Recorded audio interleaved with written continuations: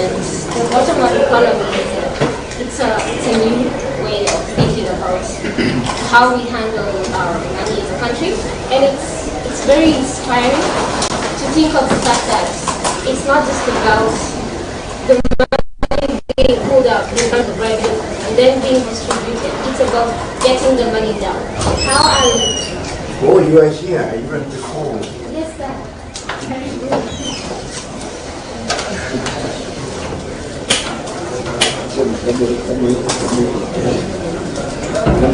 Wonderful. So why can you continue?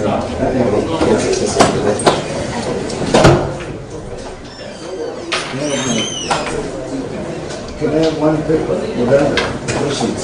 I did the last one.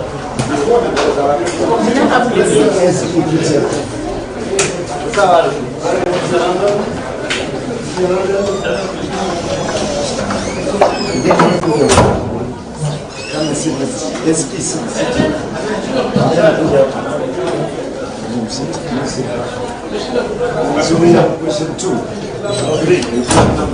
Okay. Wonderful. The bottom-up economic model as the parties we achieved mainly by ensuring grassroots. What do I mean by grassroots projects? We see, for example, in the example of 2008, when under the government of His Excellency Wanjiru, he advocated for the influx of Boda into the country by creating a zero imports so by doing that, he single-handedly created such a huge influx. For example, before then there were only roughly 16,000 motorbikes in Kenya in operation. But after the zero import duty that he imposed during his reign, the number rose to 57,000, and yearly it increases by an amount of 56,000 bikes annually. So by doing that, getting to grassroots projects, it's ensuring that we put policies in place that will affect what you directly most.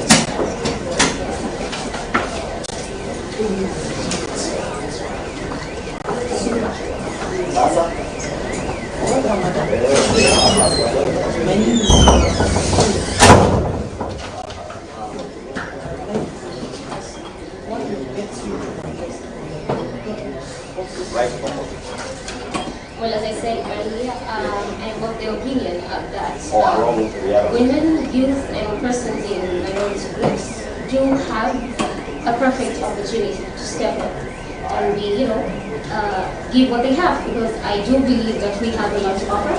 Not just to take, inclusivity boxes like, oh, you're a woman, so we put you in power, just get a two-side gender role, so we're not in problem with the Constitution.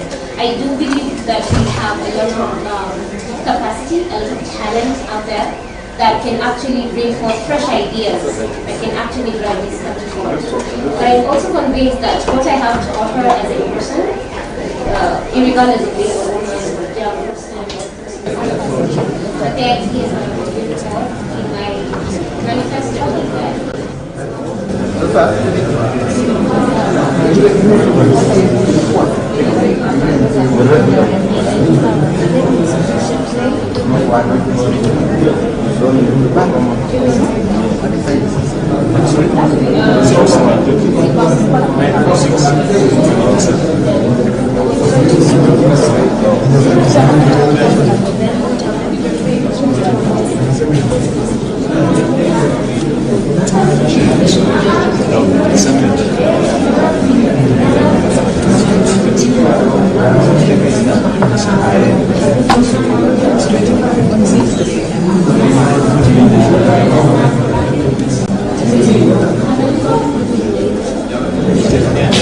Fascinating.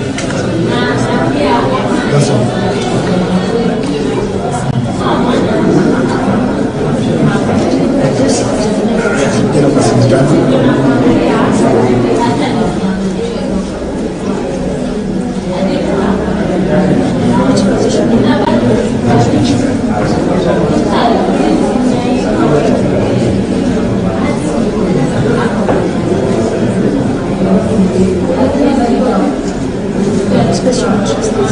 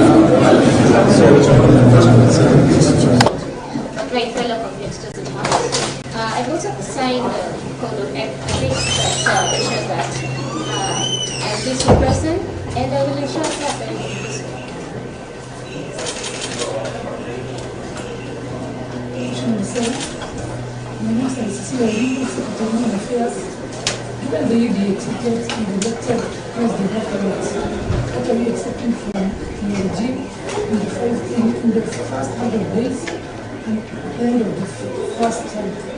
In the first 100 days, I'll divide it into two parts. The first 50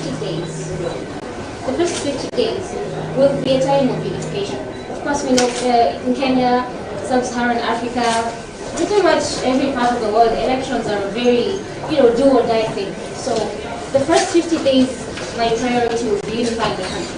Because when you're forming a government, you have to make sure that everyone's on board to ensure smooth running for the next 5 years. So the first 50 days will be unification, consolidation, cohesion, any issues that were there during the election. Because, well, it's a large pool of political talent. There'll be one thing or the other that comes forth. So the people who will have a lot of issues for them that needs to be, we have to consolidate them. We have to, sift through them, not sweeping anything under the rug, to ensure a smooth running. Because the first thing we have to achieve is peace. Without peace, we have nothing.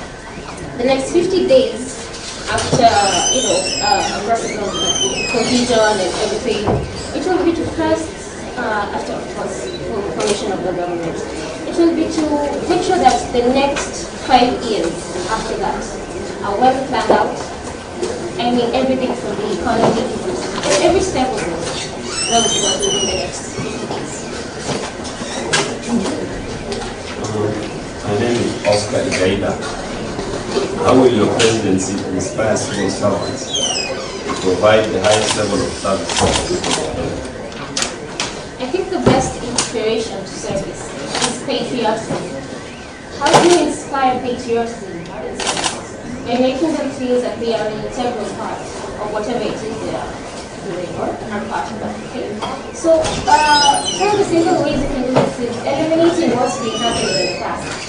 We've been doing, or there has been, promotion based on when you are kwetu or when you are kule.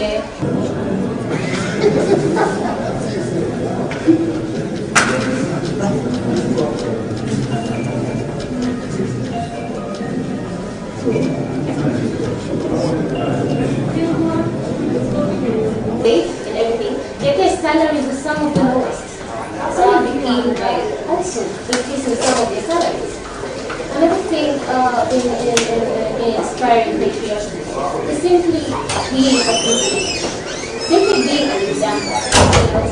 How I serve and how I carry myself as a leader will be a precedent to how we do it.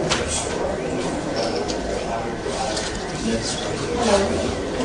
My name is Diane Antonio. I'm the secretary. Question is, basically there's an ever-rising question asking there's an ever-rising question asking for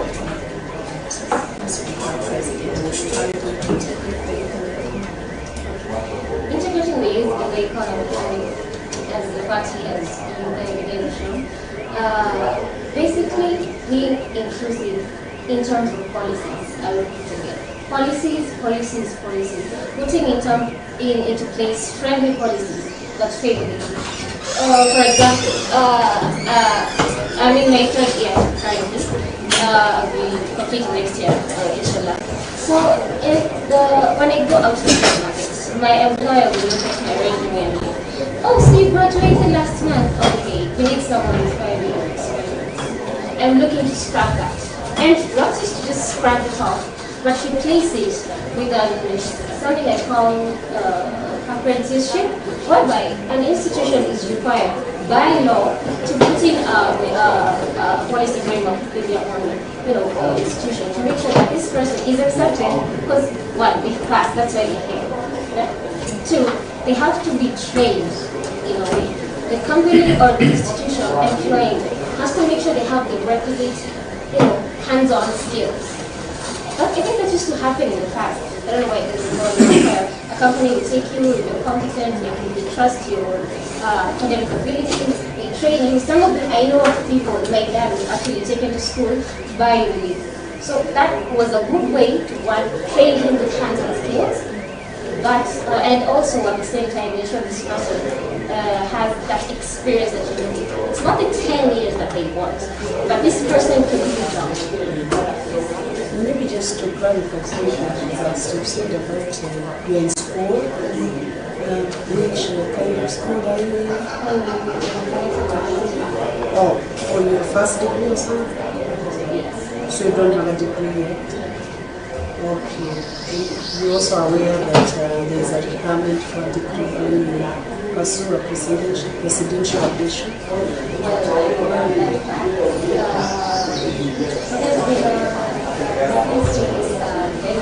In recent times, these students have been allowed to run for member of parliament positions. And as I'm aware of your presidential candidates, they have to reach member of parliament.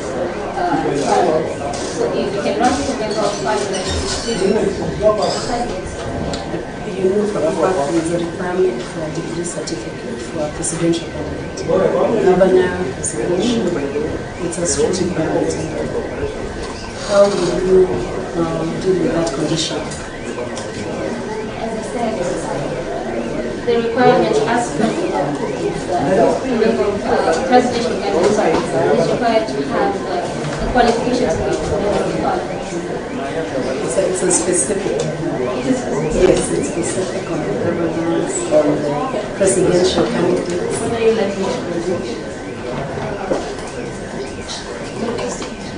So maybe next year. Or late next year.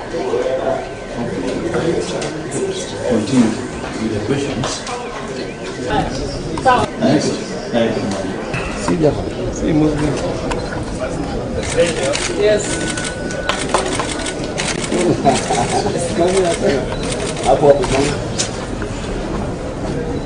Show us those documents, please. Oh, these ones. Yeah, this one.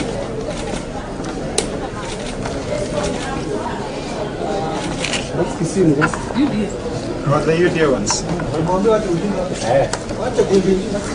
So innovation is something that is at the heart of a lot of our youth. I'm a proud alumni.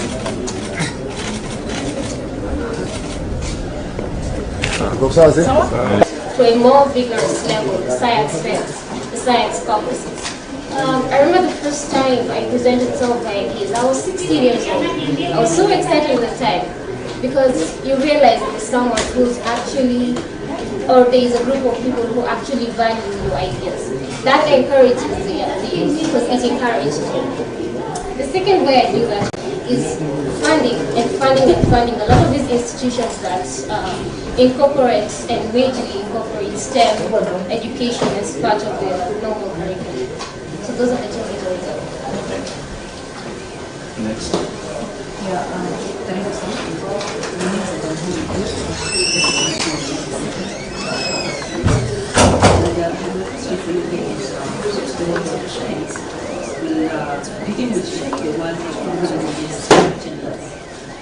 I said earlier, we're in technological space. So technology and digitization is a major factor to consider. Any economy or any country that does not majorly incorporate technology into their basic education, basic operations, is going to be left out of a revolution that's already driven a huge fortune. Second of all is the green revolution. That one that says we have to be clean, going away from plastic bottles, going away from printing, so many things on the table, going green will be the heart of the next revolution. And the next revolution is that will be taking the world forward in the coming age. Is that we're going back to the times the ancient Greeks loved to have institutions of higher learning. They're quite different from what we have now, where we go to school, sit in the lecture accounts, teachers. They have institutions where ideas are shared. You bring your idea, I bring my idea, we table them, we discuss them, we disprove or approve. Okay? The intellectual is the ones. So we have to start. Yeah, and the last question is, how do you intend to have a place for women in your government under the bottom-up? First, I'd also like to again reiterate the fact that a woman is here to it's a huge honor. So by incorporating projects, just like I said, incorporating policies that will enable the youth to easily go into the job market or into starting their own businesses, same can be done for women. For example, at the grassroots level, Wanjiru is our Mama. Wanjiru is my laundry maid. Wanjiru is my nurse at my local community. By including or incorporating policies that specifically target women, that specifically make sure that women are included not just in job opportunities, but on various platforms where they can also engage meaningfully with their ideas Yeah, thank you, Tracy Wanjiru for presenting yourself before us. I must say, I'm impressed personally by your articulation of issues and also showing interest in our party. And I'm made to understand you are one of the earliest aspirants to appear at this particular center. Having looked at all the issues and considering the fact that you are an earlier student in your old school,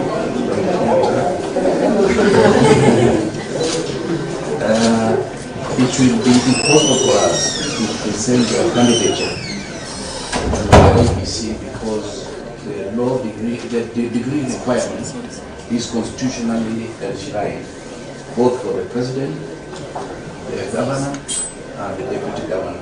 For members of parliament, there was an issue and they are already going to court, and the court has ruled in their favor that you do not have to possess university education for you to be allowed to run as a member of parliament or county assembly or senate. We therefore wish to inform you officially that we regret not to accept your candidature on the basis of the degree you are yet to complete. But we are also happy that you've shown interest in our party. We'll make sure that we keep your reports with us, and I would urge the Secretary General of the party to give a special invitation to Kasarani on the 14th of this month for her to be there.